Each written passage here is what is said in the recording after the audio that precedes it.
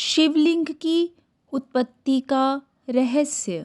लिंग पुराण में यह वर्णित है कि एक बार भगवान विष्णु और ब्रह्मा में इस विषय पर कि परमेश्वर कौन है विवाद चल पड़ा।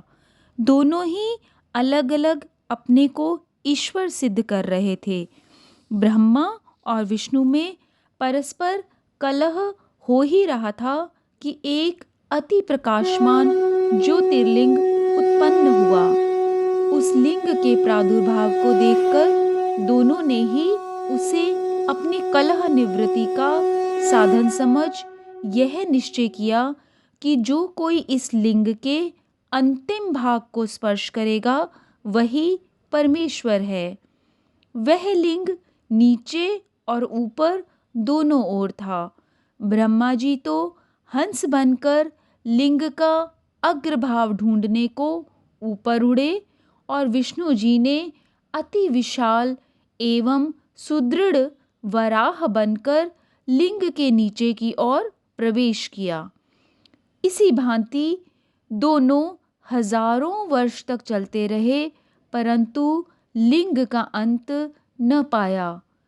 तब दोनों अति व्याकुल हो लौट आए और बार बार उस परमेश्वर को प्रणाम कर उसकी माया से मोहित हो विचार करने लगे कि यह क्या है कि जिसका कहीं ना अंत है ना आदि।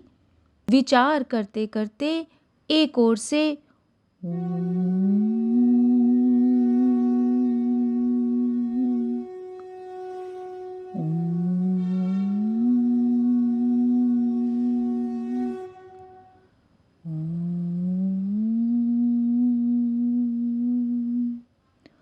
ओम ओम यह शब्द सुनाई पड़ा।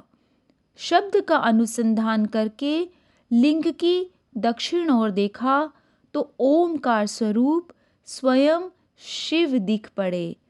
भगवान विष्णु ने शिव की स्तुति की और स्तुति को सुनकर महादेव जी प्रसन्न होकर कहने लगे कि हम तुमसे प्रसन्न हैं।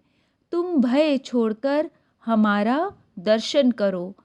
तुम दोनों ही हमारी देह से उत्पन्न हुए हो।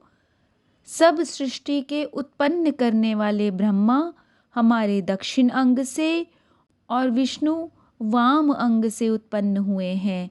हम तुमसे प्रसन्न हैं, वर मांगो।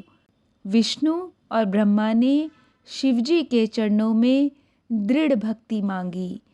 तो इस तरह हुई थी लिंग की उत्पत्ति और इसलिए भगवान शिव के लिंग का ना ही आदि है और ना ही अंत।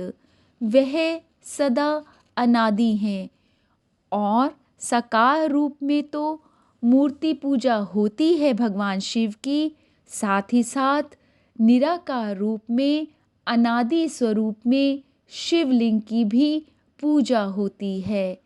ओम नमः शिवाय।